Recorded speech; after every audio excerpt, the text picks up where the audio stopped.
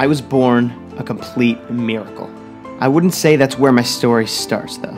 It actually starts about 5.5 years before I was even born, at the beginning of 1989. Now, just a warning, it does start a little heavy, but I promise there's a happy ending to this.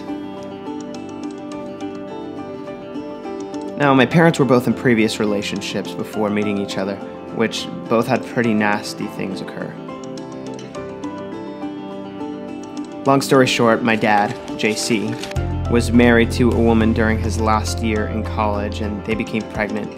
Being young, he didn't want the responsibility of having a kid, so as a result, they had an abortion.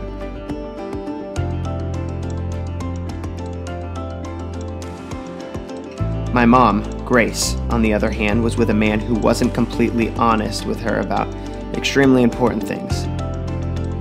My poor mother left that relationship with the feeling that her life was completely over.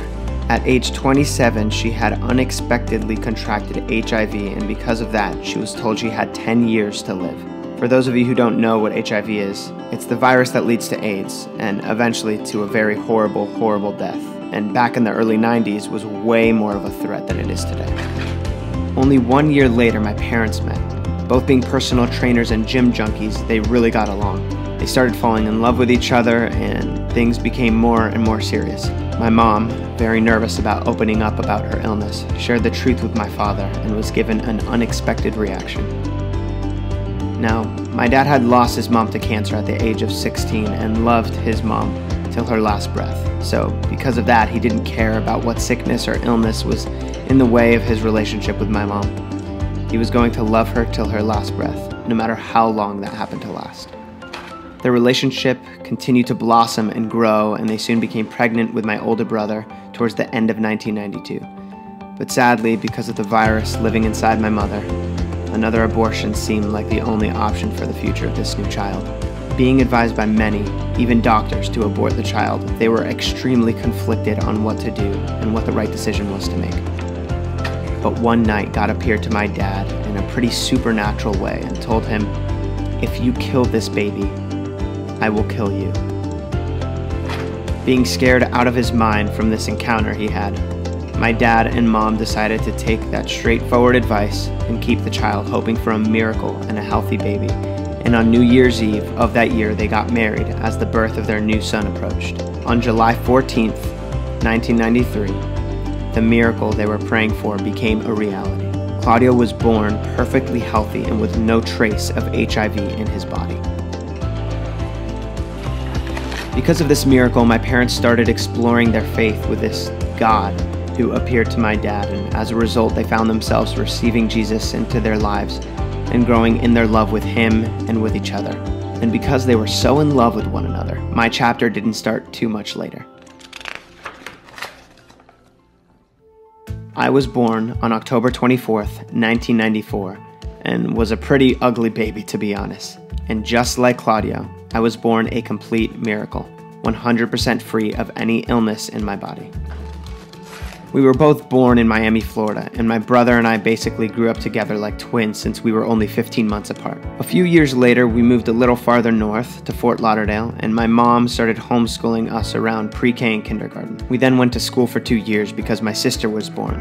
Not to mention, she was completely free of the virus as well, and my little brother too, 3 years after that. But anyway, after those 2 years of school, my mother brought Claudio and I back to be homeschooled again. That was after my 2nd grade year. And side note, I never went back to normal school until college. It was pretty great. During this early stage of life, I received the Lord into my heart and was baptized soon after I turned 7. Seems young looking back at it now, but I knew full well what I was doing at the time. Very happy about it too. Now, growing up, my dad had me wrestle as my main sport because of how much he loved it.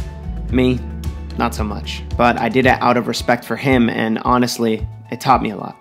Like not blaming other people for me losing. And I don't have to be the most talented to win, as long as I'm the one working the hardest for it. And pushing myself beyond my own limitations, both physically and mentally. I started that at 6 years old and didn't stop until I was 16. Basically, I won the district championship in 10th grade, then quit because I knew my future was in the arts. My first introduction to the arts was at 10 years old when I started taking drum lessons. Those lasted about 5 years, and I honestly got pretty dang good at them too. But sadly, my family moved into an apartment and I couldn't keep the set and didn't really keep up with playing too much. I started teaching myself guitar because my dad and my brother played, and I was able to figure out the chords and stuff from watching them for so many years. Then in middle school was when my older brother convinced me to join the community theater group he had just finished his first play with. So naturally, I did. And it was one of the best decisions of my life. I fell in love with performing and entertainment, and I knew my future had a little something to do with it. A few of the shows I was a part of were Beauty and the Beast, where I played a fork, Tom Sawyer, where I played Ben Rogers, I think, Oliver, where I played the Artful Dodger, and The Wizard of Oz, where I played the Scarecrow alongside my brother, who was the Lion. Throughout high school, I was pretty heavily involved in the dramatic arts and competed with local high schools that allowed homeschoolers to compete. I did pretty well all the years I was involved, but when senior year rolled around, something absolutely incredible happened. Me and 6 of my friends started preparing a piece that, little did we know, would win the entire district competition and allow us to perform on the state level in front of about 5,000 people.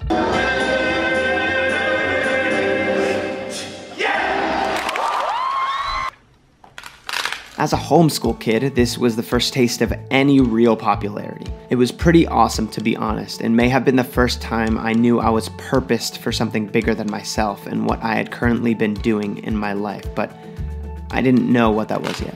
I then graduated high school in May of 2013 and was set to attend the local university, Florida Atlantic University, in the fall as an undecided major, which basically means I had no idea what I was doing with my life. With my dad being a real estate broker, my brother and I decided that summer to get our real estate license so we could possibly work for him and join the business. For me, that was definitely the safe option. My brother, being a books and school kind of guy, passed the test his first try. Me, on the other hand, failed the first time, getting a 73%. And guess what I needed to pass? Yeah, a 75. I then had to retake the course, by myself. It sucked. Not only did taking the course again suck because of how genuinely disinterested I was in everything being talked about, but I also failed that second test too. And guess what I got on it? A 74. I wasn't too happy with that result. Now, the reason I tell you about this particular course I took is because out of my boredom in this class one day, I happened to stumble across an app called Vine, which happened to completely change my life. I then quit the idea of getting my real estate license after failing for the second time, decided it wasn't for me, and then moved on to being a college student who had no idea what he was doing with his life. Over those next 5 to 6 months before the new year, I was able to grow to 10,000 Vine followers, which ultimately led to all my friends bagging me for being such a tool bag on social media. They were just trying to keep me grounded. That's what good friends are for, right? I was posting Vines almost every day and constantly networking, and the only class I was enjoying that semester was my theater appreciation class. My dearest mother, who, not to mention, has lived over 25 years since she was given 10 years to live, and now has sustainable medicine allowing her to lead a completely normal life. Anyway, my mom saw what was happening with me and told me that all I did was make these stupid Vine things and the only class I liked was my theater class. She then told me to audition at some colleges and pursue entertainment. So, naturally, I did. I was actually accepted into every college I auditioned at, but decided to go to Florida State University to get my BFA in acting, as they were amongst the top in the country at the time, and probably still are. I continued working super hard on the Vine videos over the spring semester and actually did my first ever brand deal for a whopping $40. For a college kid without a real job, that was pretty big. I eventually ended that first year at college in May of 2014 with 100,000 followers and saw what was happening with brands paying big money to the top Vine creators. This sparked this crazy idea that my parents didn't really like. I decided that instead of getting a real job before leaving to FSU to help pay for some of the expenses like I initially intended, that I would focus the summer solely on growing my following. I knew that with a large enough audience, I could make money through advertisement on Vine rather than getting a real job at some fast food restaurant close to campus. So in the summer of 2014, before leaving for FSU, I told my parents to trust me, and I worked my butt off growing my following on Vine from 100,000 followers at the beginning of the summer to 700,000 followers by the time I left for school. Going away for college was okay. I learned a lot, but it really wasn't for me. I had my first real girlfriend for a whole 2 months, which left me with a completely shattered heart. It took me a while, but I moved on, grew from it, and focused my energy back into work and school. I never liked partying and drinking and that whole scene in college, so while everyone else was enjoying that, I purposed to use those times to pursue my work since it was generating income for me by this point. Not steady income, but it was still income. When the summer of 2015 rolled around, I had plans to go out to Los Angeles and spend some time there before going back to school to start that next fall semester. But before leaving for LA, I planned to go back home to South Florida for 2 weeks, but that got cut short by a whole week because of an opportunity from Disney that arose. I then packed my bags, took a one-way flight to LA, and shacked up in my manager's guest bedroom for the beginning of that summer. And with the opportunities that were opened up to me, I decided that I didn't need to book a flight back to Florida.